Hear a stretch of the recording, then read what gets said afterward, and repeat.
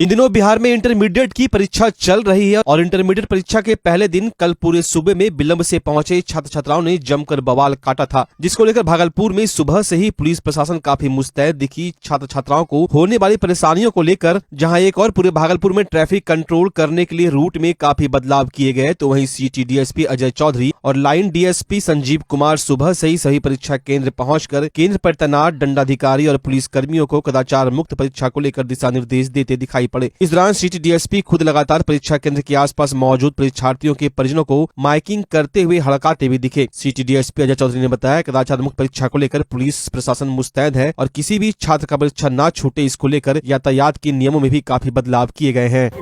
हमारी प्राथमिकता है कि किसी बच्चे का एग्जाम नहीं छूटे, इसके लिए जिला प्रशासन की तरफ से एक प्रॉपर ट्रैफिक प्लान बनाया गया है, जिसमें जो भारी वाहनों का परिचालन को रोका गया है और जितने भी पुल है और विक्रमशिला पुल है, इसके अलावा शहर के अंदर में जितने भी जगहों पे हम लोग जो छोटी गाड़ियां हैं उसको हम लोग डाइवर्ट कर सकें, हम लोगों ने किया है ताकि बच्चे को आने में कठिनाई ना हो, उनके गार्जियन को कठिनाई ना हो और बच्चे समय से अपना एग्जाम सेंटर में आकर के अपना एग्जाम दे सके।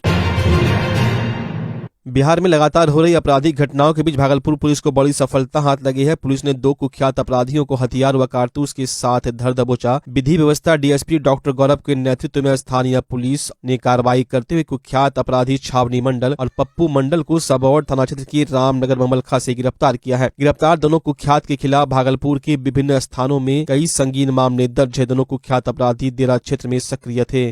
भागलपुर पुलिस के द्वारा 3 बड़ी सफलता आज अर्जित की गई है और उसमें जो पहली सफलता है सबौर थाना अंतर्गत रामनगर ममलखा एक जगह है, जिसके पास में ही हम लोग के एसटीएफ का एक पिकेट स्टार्ट हुआ है विगत कुछ दिनों पहले से, और कल रात्रि में एक सूचना प्राप्त हुई। वहीं पिकेट के समीप ही गांव में एक व्यक्ति के घर में अवैध हथियार होने की सूचना प्राप्त हुई और उसमें एसडीपीओ विधि व्यवस्था डॉक्टर गौरव के नेतृत्व में एक टीम बनी, जिसमें कि एसटीएफ के लोग भी थे और डिस्ट्रिक्ट पुलिस के एसएचओ सबौर थे और डीआईयू टीम के प्रभारी थे, अन्य पदाधिकारी गण थे और इनके द्वारा देर रात्रि को रेड करके वहां से 2 मस्केट और कुल 9 कारतूस बरामद किया गया है और 2 कुख्यात अपराधियों की गिरफ्तारी की गई है। एक छंगीला मंडल है और दूसरे पप्पू मंडल। छंगीला मंडल के ऊपर भी 3 कांड दर्ज हैं और जिसमें कि हत्या के कांड, रंगदारी के कांड, हत्या के प्रयास के कांड। पप्पू मंडल के ऊपर भी 2 हत्या का मुकदमा पूर्व से दर्ज है, एक रंगदारी का केस है और एक हत्या के प्रयास के केस है। इस प्रकार भागलपुर पुलिस के द्वारा 2 कुख्यात अपराधियों की गिरफ्तारी की गई है और साथ ही साथ हथियार की बरामदगी की गई है और यह अभियान इस पूरे दियरा क्षेत्र में जो गंगा के किनारे है उसमें एसटीएफ के साथ संयुक्त ऑपरेशन करके भागलपुर पुलिस के द्वारा लगातार किया जाता रहेगा। भागलपुर में जिला परिषद सदस्य अविश्वास प्रस्ताव के बाद 2 खेमों में बंट गए हैं, जिसको लेकर सरगर्मी काफी तेज हो गई है। एक तरफ जहां जिला परिषद अध्यक्ष अनंत कुमार उर्फ टुनटुन शाह की कुर्सी जाने की संभावनाएं साफ तौर पर दिख रही है, वहीं दूसरी ओर तकरीबन 20 जिला परिषद सदस्य कुछ दिन पहले भागलपुर समाहरणालय स्थित समीक्षा भवन पहुंचे, जिसको लेकर उस समय रहे जिलाधिकारी सुब्रत कुमार सेन ने दोनों पक्षों की बातें सुनी थी और आज वर्तमान जिलाधिकारी डॉक्टर अमर किशोर चौधरी ने भी दोनों पक्षों से मुलाकात की, जिसको लेकर जिलाधिकारी डॉक्टर अमर किशोर चौधरी ने दोनों पक्ष की बात सुनी और निर्णय कल देने की बात कही है। कहाँ तक पहुँचा? आज के बैठक में फिर डीएम साहब ने आज जो माननीय उच्च न्यायालय का आदेश था उसी के आदेश पर आज बैठक हुई। इन्होंने सबकी उपस्थिति लिया, जो आगे की फिर प्रक्रिया है वो प्रक्रिया पूरी करेंगे। क्या लगता है जो अविश्वास प्रस्ताव लाया है विपक्षी साबित कर पाएंगे? अब विपक्षी तो अभी आप लोग ही बता सकते हैं, आपके माध्यम से रोज पेपर में न्यूज में डेली चल रहा है ना, समझे। हमको ये पता नहीं कि आदमी को आरोप लगाना सही बात है ना, आरोप किसी पर लगा सकता है, लेकिन उसको साबित करना कितना सही तो विपक्षी बताएंगे। हम लोग तो नियम कानून को मानने वाले हैं, नियम से चलने वाले हैं और समझे ना, इसलिए जो नियम संगत होगा वो करेंगे। डीएम साहब पर पूरा भरोसा है, नहीं समझे, और जो सही होगा दूध का दूध पानी का पानी। तो उस दिन भी बोले थे कि आदमी आरोप लगा दिए हैं, एक भी साबित कर देना।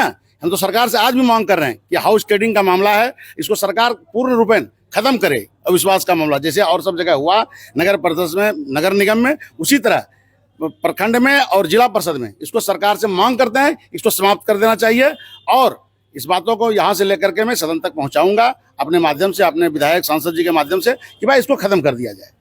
क्योंकि ये हाउस ट्रेडिंग का मामला है और आप लोग देख रहे हैं दिन पर दिन क्या हो रहा है, पूरे बिहार का देख लीजिए। 2 साल में अविश्वास, उसका कोई अंदर बैठक में यही हुआ, डीएम साहब सभी का जो है अपने सामने लिए, जो हाईकोर्ट का निर्देश था उन्होंने स्पष्ट बोला कि जो कोर्ट का निर्देश है उसका हम अनुपालन करेंगे, जो नियम संगत होगा वो हम करेंगे, उसमें कोई घबराने की बात नहीं है। का अभी दे रहे थे हम लोग को 16 तारीख का, लेकिन वो जो गौरव रहा है बार बार वो कुछ ना कुछ ला करके दे देते हैं डीएम सर को डिस्टर्ब करने के लिए। ये राजनीति में हमेशा डिस्टर्ब करने का काम किया है, ये उचित नहीं है। हम डीएम साहब बोले हैं कि 11 बजे कल 11:30 बजे तक हम डिसीजन डेट का दे देंगे। उम्मीद है आपको कि इस तरह की जो कार्रवाई हो रही है तो आपके फेवर में, या तो फिर न्यायपूर्वक आएगा रिजल्ट रिपोर्ट? नहीं, उम्मीद है। हम लोग बहुमत में हैं और बहुमत से ही सरकार चलती है, इसलिए हम लोग किसी भी बहुमत पे चलती है, हम लोग बहुमत, इससे आगे कोई जा ही नहीं सकता है। बहुमत जिसकी उसकी सरकार है। अगर कल तक समय नहीं देते हैं डीएम सर तो हम लोग फिर मिलेंगे उनसे, डीएम सर से देंगे, डेट देंगे, जरूर देंगे। 24 घंटा टाइम तरफ तक कार्रवाई हुई है। इसमें निश्चित रूप से 2 पक्ष हैं। माननीय उच्च न्यायालय के निर्देश के आलोक में हम लोगों ने आज बैठक बुलाई है। बैठक बुलाया था और उसमें अधिकतम सदस्य उपस्थित थे। 2 सदस्यों ने मेडिकल रिप्रेजेंटेशन दिया था और 1 सदस्य नहीं उपस्थित थे, जिनके रिप्रेजेंटेटिव को द्वारा बताया गया कि वो कहीं रास्ते में है। और इसमें दोनों पक्षों से रिप्रेजेंटेशन आया है। अविश्वास प्रस्ताव के पक्ष में रिप्रेजेंटेशन आया है। दूसरा, जो इनके विपक्षी थे उन्होंने अपना एक लीगल फ्रेमवर्क में एक रिप्रेजेंटेशन दिया है। हम इसमें विद्वान सरकारी अधिवक्ता से ओपिनियन लेंगे और उसके अनुरूप में फिर अग्रतर कार्रवाई करेंगे। अंतिम निर्णय सब कब तक आने से? अंतिम निर्णय कल 12 बजे से पहले हम लोग जो इस बैठक का जो निर्णय है हम लोग कर देंगे। बच्चा जब जन्म लेता है तो कई बार बच्चा तुरंत नहीं रोता है, रोने में देर हो जाता है। ऐसे में बच्चा क्षतिग्रस्त हो जाता है और उसके बचने की संभावना कम हो जाती है। और यदि बचा तो भविष्य में उसमें विकलांगता की समस्या आती है, जिसे सीपी कहते हैं, जिसका कोई माकूल इलाज नहीं है और ज़िंदगी भर बच्चा विकलांगता से जूझ सकता है। ऐसे में पूरे संसार में कूलिंग थेरेपी का सहारा लिया जाता है। जन्म से ठीक 6 घंटा के अंदर यदि उसको कूलिंग थेरेपी दिया जाए तो उससे उसका सीपी की समस्या कम होती है और बचने की भी संभावना बढ़ती है। पहली बार बिहार झारखंड में आपके शहर के स्नेह नवजात शिशु बाल सेवा केंद्र में यह मशीन उपलब्ध है। कभी भी ऐसी बात हो कि बच्चा रोने में विलम्ब हो गया तो आप स्नेह नवजात शिशु बाल सेवा केंद्र में जरूर संपर्क करें।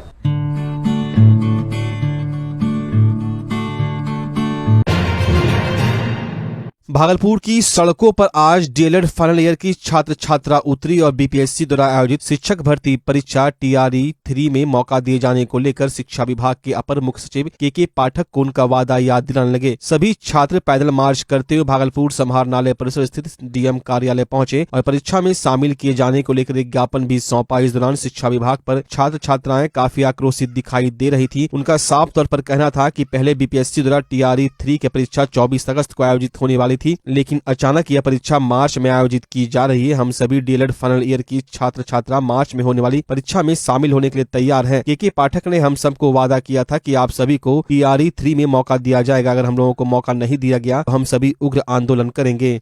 हम लोग डीएलएड के प्रशिक्षु हैं सत्र 22-24 के। सबसे पहले तो आप तमाम मीडिया वाले को हम लोग धन्यवाद करना चाहेंगे कि आप लोग हमारी आवाज़ को उठाने के लिए यहाँ पर आए, हमारा सहयोग किया।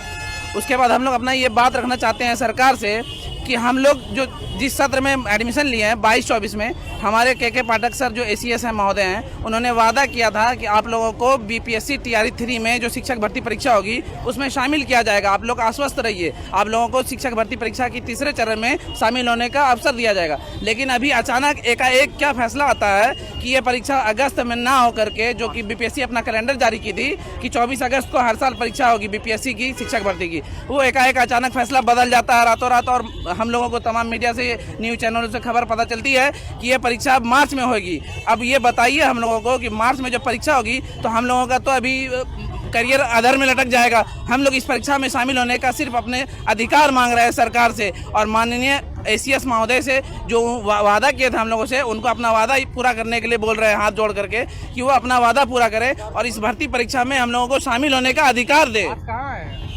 आज हम लोग डीएम ऑफिस में एक विज्ञापन देने के लिए, एक आवेदन देने के लिए, इसका जो है डीएम सर को देने के लिए आए हैं। ये बात हमारी सरकार तक पहुंचाएंगे सर।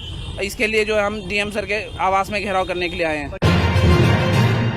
आज बीएड और डीएलएड सत्र 2022-24 के दर्जनों प्रशिक्षु भागलपुर की समाहरणालय स्थित जिलाधिकारी कार्यालय जिलाधिकारी से मिलने और ज्ञापन सौंपने के लिए पहुंचे। सभी प्रशिक्षु घंटाघर स्थित teacher training, Barari teacher training के अलावा कई टीचर ट्रेनिंग कॉलेज से छात्र छात्राएं थे। सभी आक्रोशित छात्रों ने पहले तो जमकर नारेबाजी की, उसके बाद अपनी मांगों को लेकर घंटों कार्यालय के समीप जमावड़ा लगाए रहे। अब देखने वाली बात यह होगी कि इन छात्रों के दिए हुए आवेदन राज्यपाल, शिक्षा विभाग और जिलाधिकारी कहां तक सुन पाते हैं, कहां तक इन छात्र छात्राओं को न्याय मिल पाता है। हम लोग बीएड सेकेंड वर्ष 2022 और 24 के मतलब छात्र और छात्राएं हैं।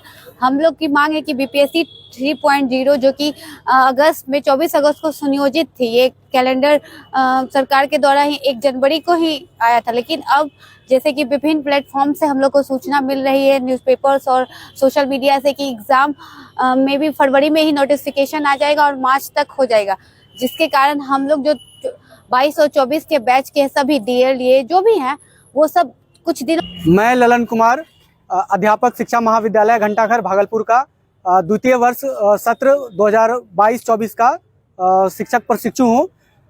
जिस तरह पहले की बीपीएससी टीआरई 3.0 का आयोग द्वारा परीक्षा निर्धारित तिथि का कैलेंडर जारी करते हुए 24 अगस्त के आसपास परीक्षा तिथि घोषित की गई थी, लेकिन इधर कुछ दिनों से विभिन्न माध्यमों से ये जानकारी प्राप्त हो रही है कि ये जो परीक्षा है लगभग फरवरी या मार्च में संभावित हो सकती है।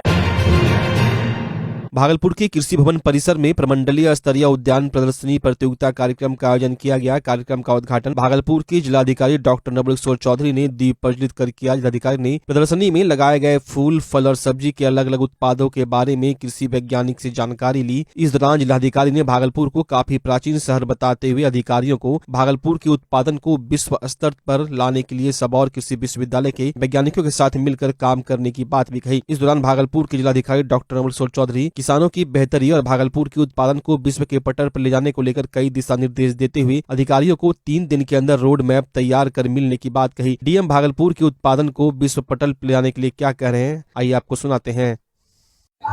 अभी उद्यान विभाग का प्रमंडलीय स्तरीय अभी प्रदर्शनी है, इसमें कई किसानों को सम्मानित भी किया गया है। मैंने अपने अधिकारियों को 3-4 दिशा निर्देश दिए हैं, जो जिसमें इस प्रदर्शनी में कृषि विभाग के भी कई अधिकारी हैं, साथ ही वैज्ञानिकगण भी हैं और उद्यान विभाग के भी हैं। उद्यान विभाग के भी अधिकारीगण जो है लगे हुए हैं। मैंने यही कहा है कि भागलपुर काफ़ी पुराना जिला है और ये कॉमर्शियल एक हब रहा है। इस कॉमर्शियल हब में हम अपने किसानों का इस तरीके से प्रमोशन करें और किसानों से को हम इस तरीके मदद करें, जैसे मशरूम उत्पादन है, केला का उत्पादन है, फल उत्पादन है, सब्जी का उत्पादन है, उसको इस तरीके से किसानों की प्रोडक्टिविटी बढ़ाएं। हम किसानों की मदद करें कि जिसके इनकम यदि 10,000 प्रति माह है अभी, उसको हम 15,000 पे कैसे ले जाएं, 20,000 पे कैसे ले जाएं। इसका मैंने कहा कि प्रोजेक्ट बनाइए ताकि एक एक किसान को लाभान्वित कर सके।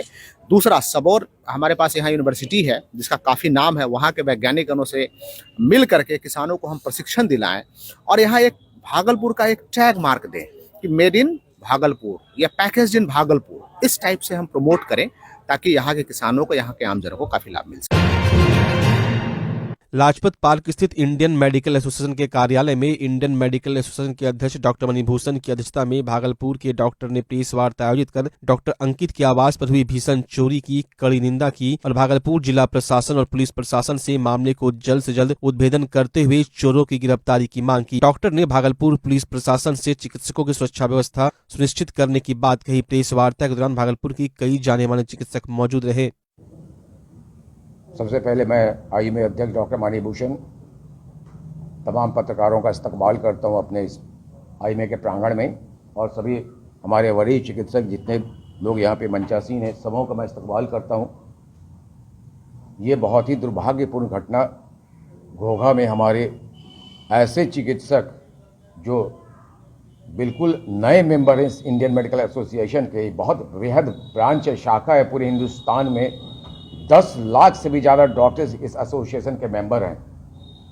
एक ऐसे मेंबर जो अपना कैरियर अभी शुरू कर रहा है, उससे घर में ऐसे दुर्भाग्यपूर्ण घटना हो जाए, और वो भी उस समय जबकि अपने परिवार के साथ वो वहीं पे रह के सेवा दे रहा है और साथ साथ मायागंज अस्पताल में भी अपनी नियमित रूप से सेवा देते हैं। ये आई में बहुत ही आक्रोशित है। अभी आपने जस्ट मेरे पहले सुना हमारे भूतपूर्व अध्यक्ष आई में डॉक्टर संदीप प्रसाद लाल को आई में पुरजोर रूप से भर्त्सना करता है। इस तरह के दुर्घटना और भावपूर्ण जो भी दुर्घटनाएं होती हैं हमारे चिकित्सक वर्ग के साथ, मैं तमाम पत्रकार बंधु से, तमाम दर्शकों की ओर से और प्रशासन को भी मैं आगाह करना चाहता हूं और दरख्वास्त करता हूं कि इस मामले का उद्भेदन यथाशीघ्र हो। यथाशीघ्र जितने भी 8 से 10 जितने लोग गए थे इस मामले में, इसको अंजाम पहुंचाने उनके घर में घुसे थे, उनकी गिरफ्तारी हो और इस पे रोक लगे और प्रशासन हम चिकित्सकों को प्रोटेक्शन ऐसे दे कि भविष्य में इस तरह की दुर्भावपूर्ण दुर्घटनाएं ना हो। भागलपुर आईएमए के नए सदस्य हैं, अभी युवा हैं, अभी अपने पढ़ाई लिखाई को ख़त्म कर चिकित्सा पेशा में अपनी ज़िंदगी की शुरुआत किए हैं और इनके पिताजी वहाँ जिस क्षेत्र में घोघा मकान है उसके काफ़ी ही नामी आदमी हैं और इसके चाचा जो हैं वो भी कहलगांव के प्रतिष्ठित अस्थि रोग विशेषज्ञ हैं। सवाल है कि इस तरह की घटना क्यों हुई। ये तो रूटीन वर्क है, एक चिकित्सक अपना काम करके घर में जाता है और उसको पुलिस प्रशासन का काम है, जिस तरह चिकित्सक का काम है शरीर में जो भी लोग रोगी हैं उनका देखभाल करना, उसी तरह पुलिस प्रशासन का काम है लॉ एंड ऑर्डर को कंट्रोल करना। जब कहा गया घोघा पुलिस को कि आप इस तरह का खबर, पहले तो जो भी एसआई थे उनको खुद आना चाहिए था, वो खुद नहीं आके, हम लोग वॉच कर रहे हैं पूरी घटना को और सुबह में आके जो रूटीन वर्क है एफआईआर करना। एफआईआर अगर पुलिस प्रशासन तत्पर होती तो इनके घर पर उसी समय कर सकती थी। एफआईआर करना कोई बहुत बड़ा घटना नहीं होता है, एक सिंपल फर्स्ट इन्फॉर्मेशन रिपोर्ट है, एप्लीकेशन लिखना और कार्रवाई स्टार्ट करना। आज घटना के घटे हुआ दूसरा दिन 48 घंटा से ज़्यादा हो रहा है, अभी तक पुलिस के तरफ से कार्रवाई शून्य है। हम लोग 1-2 दिन का समय और देंगे, हो सकता है किसी भी समय आज से कल हम लोग भागलपुर के पुलिस अधीक्षक से मिलें, उनको ये सारी घटना के बारे में बताएंगे और अगर 1 सप्ताह के अंदर इस घटना का उद्भेदन नहीं हुआ और कोई भी अपराधी अगर पुलिस उसे नैब नहीं कर सकी तो आईएमए किसी भी हद तक आगे बढ़ेगा। हम लोग अभी इसलिए हड़ताल या बंद नहीं करना चाह रहे हैं कि हमेशा मानवता पीड़ित होती है और आप लोग ही कल कहिएगा कि चिकित्सक जो है हड़ताल पर चला गया, रोगी जो है आउट। भागलपुर में जिंदा जलाने का प्रयास किया गया। आरोपियों ने एक ही परिवार के 4 लोगों के साथ इस घटना को अंजाम दिया, पेट्रोल डालकर आग लगा दी। घटना जिले के नवछिया रंगरा ओपी अंतर्गत मुरली गांव की है। घायलों का मायागंज में इलाज चल रहा है। घटना में दादा विद्यानंद की पोती सहित 4 लोग गंभीर रूप से झुलस गए हैं, जिसका इलाज मायागंज में चल रहा है। चारों की हालत नाजुक बताई जा रही है। घटना की सूचना मिलने के बाद पुलिस घटनास्थल पर पहुंची और छानबीन की। घटनास्थल से बोतल में पेट्रोल बरामद किया गया। सो रहे लोगों पर पेट्रोल डाला गया था। घटना के बारे में बताया जा रहा है कि सभी लोग घर में सो रहे थे। इस दौरान आरोपियों ने सो रहे लोगों पर पेट्रोल डालकर आग लगा दी। आनंद में स्थानीय लोगों ने नवछिया अनुमंडल अस्पताल में भर्ती कराया, जहां से मायागंज रेफर कर दिया गया। मेडिकल कॉलेज में इलाज के बाद परिजनों ने पीड़ितों को प्राइवेट हॉस्पिटल में भर्ती कराया है। रात 2 बजे आग लगाई गई थी। घटना के बारे में बताया जा रहा है कि गांव के ही लोगों ने इस घटना को अंजाम दिया है। हालांकि अभी तक आरोपी के नाम सामने नहीं आए हैं। आपसी विवाद में हत्या की कोशिश की गई है। गुरुवार की रात करीब 2 बजे आरोपी सो रहे विद्यानंद सिंह और 3 बच्चों पर पेट्रोल डालकर आग लगा दिया था। नवगछिया एसपी पूरन झा खुद घटनास्थल पर पहुंचे और छानबीन कर रहे हैं। हालांकि पुलिस की ओर से कोई आधिकारिक बयान सामने नहीं आया है। घटना हुआ था यहाँ पर, बताइए। हमको 4 बजे फोन आया, शहर में रहते हैं, फोन आया कि आपके घर में आग लगा दिया गया। तो उसमें सर हमको मालूम पड़ा कि मेरा 3 गो बेटी और पापा जल चुके हैं। वहाँ सर हम भोरे आए, यहाँ आए तो सर अभी हम बच्चे सबसे नहीं मिले हैं, घर पे ही है और वहाँ मेरा परिजन सब है। 3 बच्चा आपका जल गया है? हाँ, बेटी है? तीनों बेटी है। हाँ, उसको इलाज के लिए कहाँ ले गए? मायागंज ले गए थे भागलपुर। हाँ, मायागंज से रेफर करके आए बोकारो। बोकारो? हाँ। तो उसको ले गए बोकारो? बोकारो से अभी निकलने वाला है। अच्छा अच्छा। कौन ऐसा किया है, कुछ अंदाजा है आपको? यहाँ से बेवजह किसका नाम बताएंगे? अभी आपको नाम नहीं मालूम है? उनको नाम सर मालूम नहीं। ठीक, पुलिस आई थी यहाँ जांच करने? पुलिस सर आई थी। हाँ। और हमने उसको कहा कि फोरेंसिक रिपोर्ट हम लोगों को चाहिए, जो कि जांच पड़ताल होना चाहिए। तो सर बोल दिए हैं कि एसपी साहब आएंगे 10:30 बजे।